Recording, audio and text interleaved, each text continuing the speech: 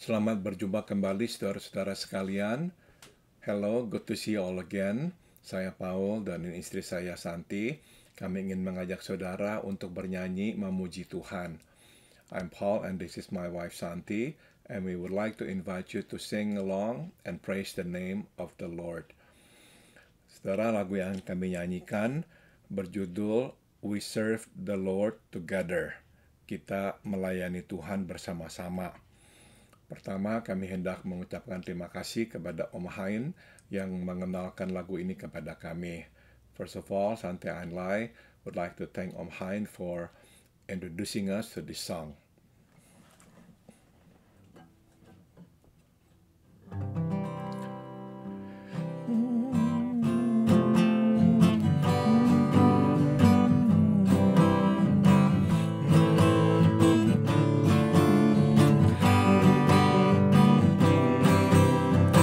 We serve the Lord together, we praise the Lord forever.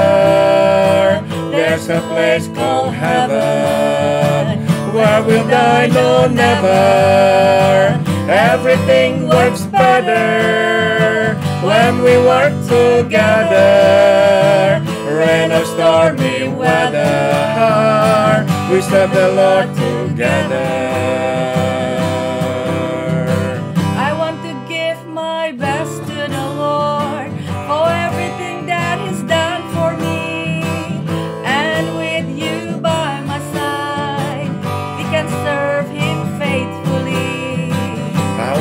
Give my best to the Lord for everything that He's done for me, and with you by my side, I know my life will be complete.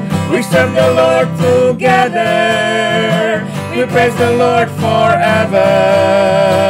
There's a place called heaven, where we'll die, no never. Everything works better when we work together. Rain or stormy weather, we serve the Lord together. I want to give my best to the Lord for everything that He's done for me. And with you by my side, I know my life will be complete. We serve the Lord together, we praise the Lord forever. There's a place called heaven, where we'll die, no never. Everything works better when we work together. Rain or stormy weather, we serve the Lord together. Everything works better when we work together. Rain or stormy weather, we serve the Lord together. Rain or stormy weather, we serve the Lord together. Rain or stormy weather, we serve the Lord together.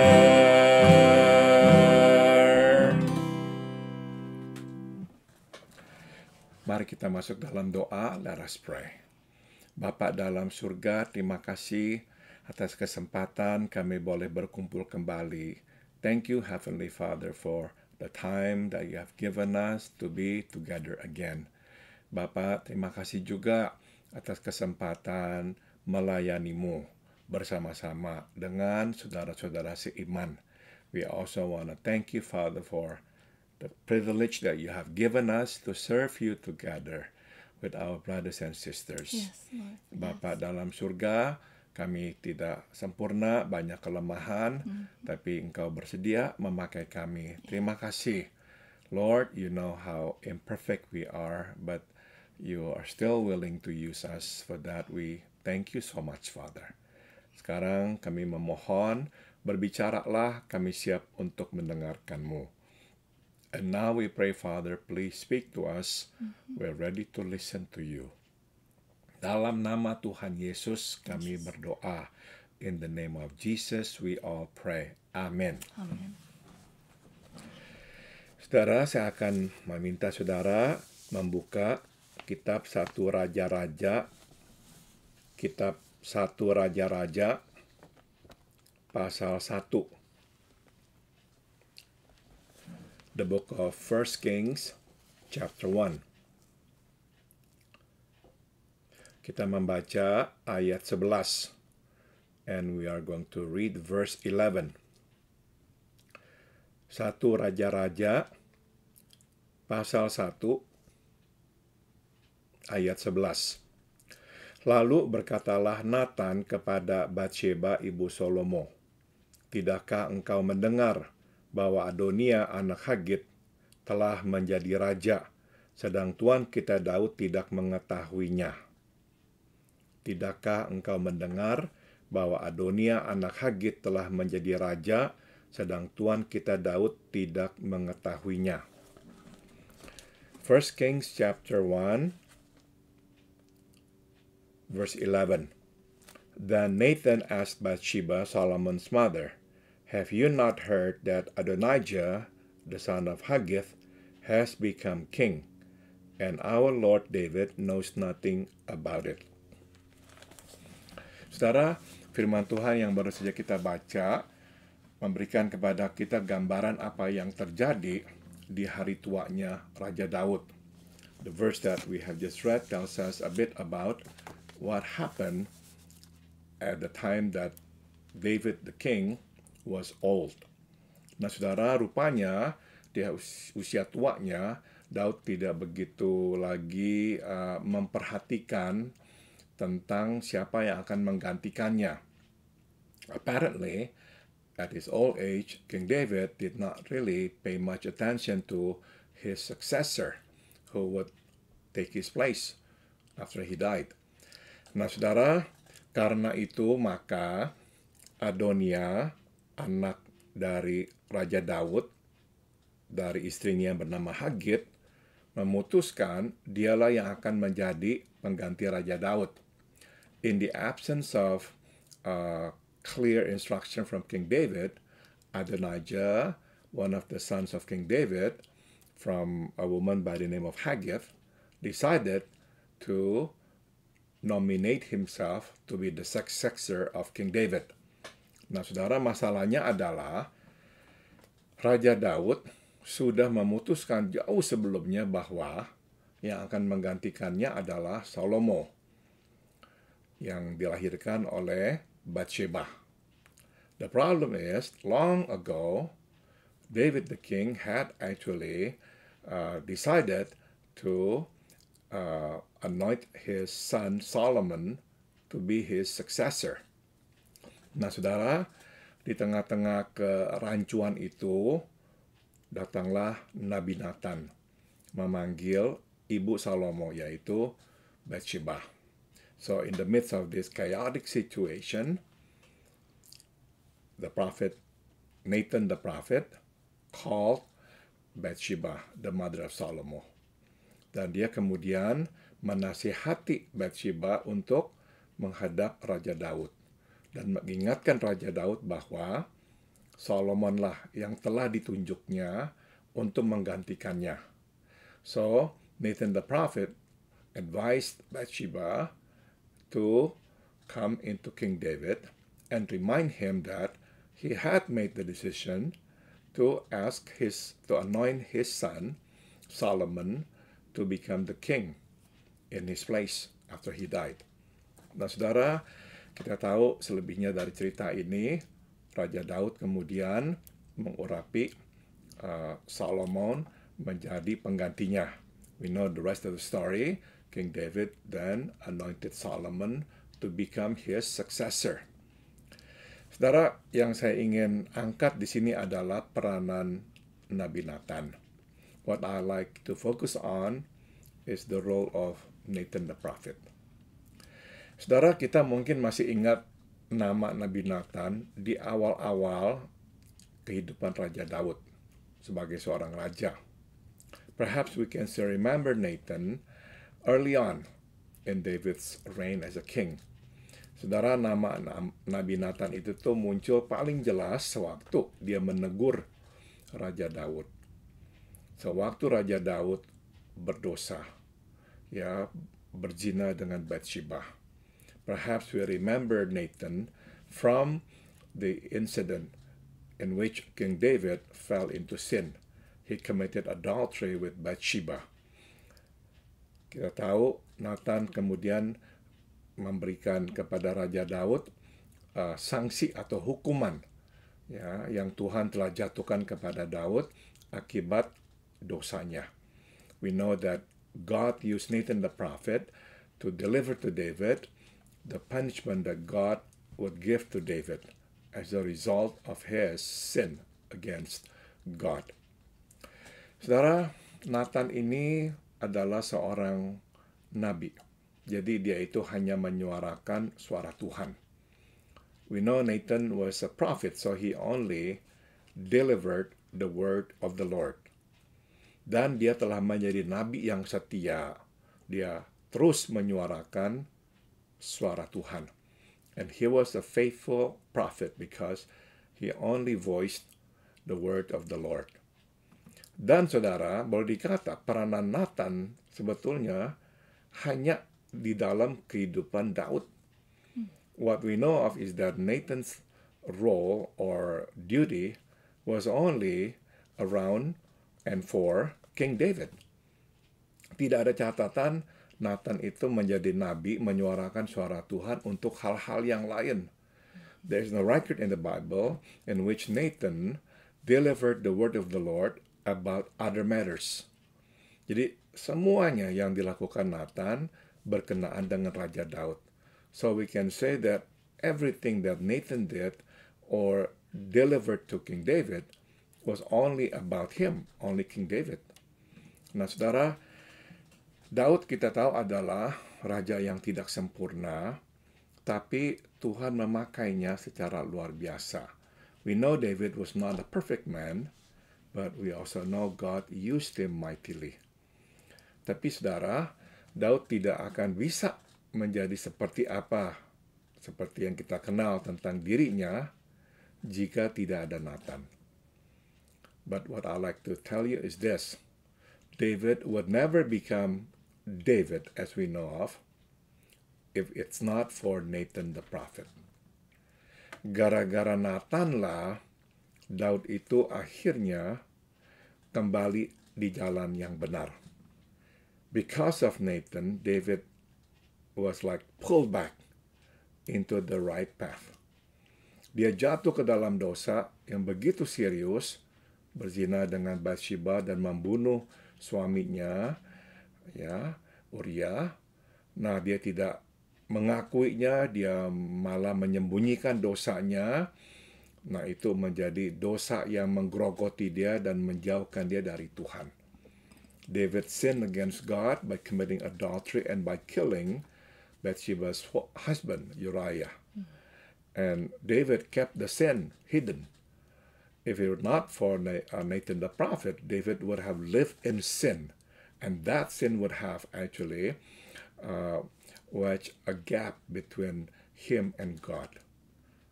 Tapi karena Nabi Nathan lah, akhirnya Daud kembali ke jalan yang benar. But thanks to Nathan the prophet, David came back to God's way. Dan sampai akhir hidupnya juga, Nabi Nathan terus berperan. Until the end of David's life, Nathan the prophet still played a big role. Saudara, kalau Nathan tidak berinisiatif memanggil Bathsheba, Bathsheba mungkin tidak berani mengingatkan Raja Daud akan janjinya untuk menunjuk Salomo menjadi raja. If it were not for Nathan the prophet, who reminded Bathsheba, encouraged Bathsheba to approach King David, Bathsheba most likely would not have had the courage to come into King David. Jadi sekali lagi saudara, Nathan ini benar-benar berperan besar gara-gara dia mengingatkan Bathsheba, maka Salomo menjadi raja sesuai dengan janji yang Daud telah berikan kepada Bathsheba. Dan sudah tentu sesuai dengan rencana Allah. So thanks to Nathan the prophet, Solomon became king as promised by David to Bathsheba and as planned by the Lord God. Karena memang rencana Allah adalah menjadikan Salomo menjadi penerus Raja Daud. Because it's God's plan for Solomon to become the king who succeeded King David. Nah, saudara, pelayanan adalah milik bersama dan hasil kerja bersama. So, you see, ministry actually belongs to all. And as a result of the work of all. Saudara, satu orang boleh terlihat seolah-olah menonjol di depan, tapi sebetulnya itu karena sumbangsi semua orang di samping dan di belakangnya. You know, one person can be like at the forefront, at the center of ministry. But the truth is, that person can only be at the forefront because of those around them or behind them. Saya masih ingat sekali, saudara, interview antara Larry King dengan pendeta Billy Graham. I still remember the interview that Larry King had with Billy Graham. Saudara, beliau bertanya kepada Billy Graham, nanti waktu engkau meninggal dunia dan bertemu dengan Tuhan di sorga, apakah yang engkau akan katakan kepada Tuhan? I remember Larry King asked Billy Graham, after you die and go to heaven and meet with the Lord God, what would you ask him? Billy Graham memang berkata, pertama, dia akan bertanya kepada Tuhan, kenapa saya? I remember Billy Graham answered, the first question he would ask God would be, why me? Karena dia berkata, saya ini bukan siapa-siapa, saya ini anak petani. Tapi kok Tuhan pakai saya menjadi seorang hamba Tuhan seperti ini? He knew who he was a farmer. He was raised in a farm, but God had given him the honor to become an evangelist that's known by the whole world. Jadi pertanyaan pertama adalah dia bertanya, kenapa saya Tuhan? Dia tahu dia tidak layak menerima kehormatan ini. And that is why Billy Graham said, I would ask God, why me? Because he knew he did not deserve it. Tapi yang kedua, saudara, ini yang dikatakannya. Saya akan berkata, saya mau berterima kasih kepada Tuhan atas semua orang-orang yang Tuhan telah kirim untuk membantu dan melayani bersama saya. But the second thing he said, I want to thank God and thank the people whom he had sent to me to help me, to minister with me, and to enable me to do what I'm doing. Jadi Billy Graham mengakui dia hanya bisa menjadi Billy Graham gara-gara begitu banyak orang terlibat dalam pelayanan dan menolongnya. In other words, Billy Graham wanted to say that he could only do what he was doing simply because of the help of so many people. Without their help, he would not be able to do what he was doing. Nah, saudara, inilah sikap kita yang mesti kita pelihara dalam pelayanan. And this is what we need to hold on to in our ministry. This is the attitude God wants us to have. Kita mesti selalu mengingat, ini bukan karena saya, tapi karena kita semua.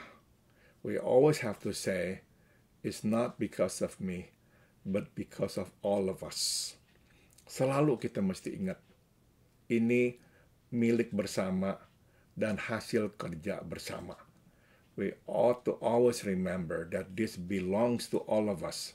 Whatever it is God has entrusted us with, it belongs to all of us, not to one person, not to me, but to all of us.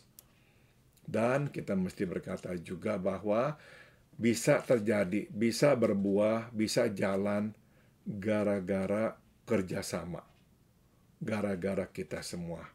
And we need to always say this, the fact that this ministry can go on is because of the work of all. not me alone, but everybody, semuanya. Nah, saudara, jadi pelajaran yang pertama yang kita mau petik di sini ya, Daud hanya bisa menjadi Daud gara-gara ada Nathan. So David can only become King David as we know of, it's because of Nathan the prophet. Nah, tapi ada pelajaran yang kedua yang kita mesti ingat, saudara. Kita hanya bisa kerjasama jika kita bersedia menerima teguran dari satu sama lain. But we need to remember the second lesson. And the second lesson is we can only work together if we're willing to listen to each other, willing to be corrected by one another. Saudara, kalau misalkan Daud tidak bersedia mendengarkan nasihat Nathan, apa jadinya Daud? Can you imagine what would happen to King David if he refused to listen to Nathan the prophet? Yang sudah pasti adalah tidak akan ada Daud yang seperti kita kenal. For sure, there will be no King David as we know of. Jadi, kalau kita mau bekerja sama, kita mesti saling memperhatikan. So if we want to work together, we need to listen to each other. We need to be willing to be corrected by one another. Lalu saya sering berkata kepada orang ya, bahwa bedanya pelayanan dengan perusahaan adalah ini. Perusahaan kita ini menggaji orang untuk orang itu mengerjakan apa yang kita ingin kerjakan. Sometimes I say to people, this is the difference between ministry and company or a business entity. Business entity or a company is in which the owner of the company hires people so they can do things that this owner would like to accomplish. Jadi benar-benar satu orang yang menjadi kepala dan menetapkan tujuan. So it's like only one person who is actually playing or calling the shot, and everybody else is basically help that person accomplish what that person wants to accomplish. Pelayanan harusnya begini, saudara. Apa yang kau bisa lakukan buat saya, dan apa yang saya bisa lakukan buat engkau. Whereas ministry is, okay, what can you do for me, and what can I do for you? Nah, jadi itulah pelayanan, saudara.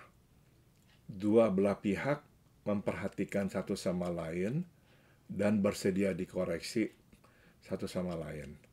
Yeah, so that's what ministry is all about. We listen to each other and we are willing to be corrected by one another. Saudara, gara-gara Daud bersedia mendengarkan teguran, maka Daud diselamatkan berkali-kali dari kehancuran. Because King David was willing to listen to Nathan rebuke, King David actually was spared from many destructions. Tapi karena dia mendengar teguran Nabi Nathan, dia justru memperoleh keselamatan. But because he listened to Nathan the prophet, he found salvation. Nah, jadi inilah pelajaran buat kita hari ini tentang melayani bersama. So this is two lessons that we can learn about ministry. Ministry belongs to all of us, and ministry is as a result of our work together. Amin. Amin. Nanti mau tambahkan silakan ya. Saya mengaminkan semua, baik sekali. Saya hanya ingat Tuhan Yesus sewaktu sebelum disalib, dia tahu sesudah dia bangkit, murid-muridnya itu akan pergi pelayanan. Sebab itu Tuhan Yesus mencuci kaki mereka dan juga menyatakan bahwa yang bertanggung jawab, yang lebih mempunyai talenta seperti Tuhan Yesus di sini adalah menjadi yang melayani, yaitu menjadi servant ya. Tuhan itu mengajarin kita yang lebih bisa malah harus serve, harus melayani yang kurang bisa. Jadi di dalam gereja itu memang lain melayani seperti yang di perusahaan. Jadi puji Tuhan, Tuhan Yesus juga sudah memberi contoh, dan murid-muridnya sewaktu melayani mereka memang lebih humble dari orang lain. Mereka menjadi apa saja supaya nama Yesus dipermuliakan. Yang saya kepikir ada satu yang Tuhan ingin kita semua melewati selagi ada perselisihan atau ketidakcocokan, yaitu mementingkan damai supaya nama Tuhan Yesus dipermuliakan. They will know me if you love one another, Jesus said. Thank you. Amen.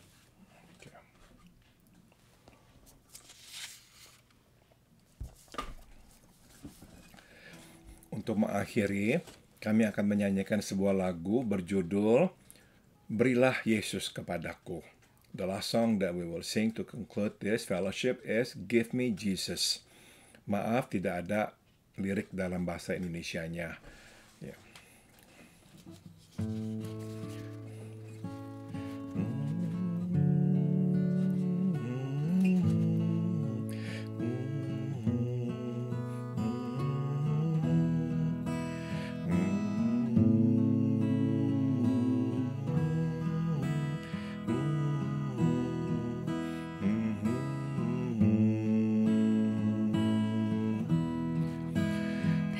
The world, but give me Jesus.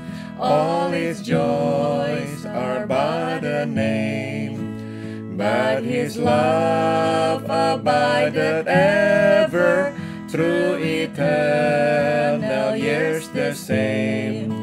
Oh, the height and depth of mercy, oh, the length and breadth of love, oh, the fullness of redemption, pledge of endless life above.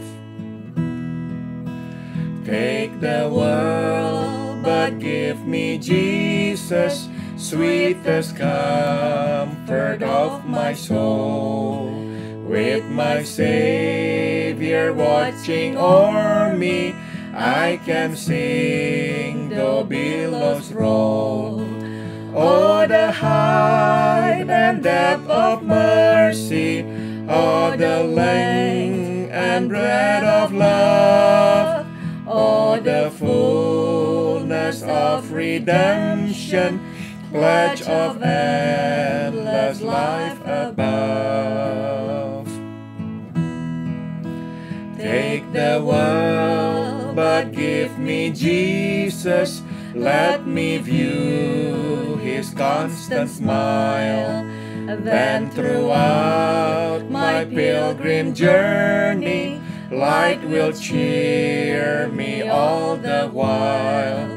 Oh, the height and depth of mercy, oh, the length and breadth of love, oh, the fullness of redemption, pledge of endless life above. Take the world, but give me Jesus. In His cross my trust shall be, till with clearer, brighter vision, face to face my Lord I see. Oh, the height and depth of mercy, oh, the length and breadth of love, oh, the fullness of redemption, pledge of endless life above. promise of redemption, pledge of endless life above.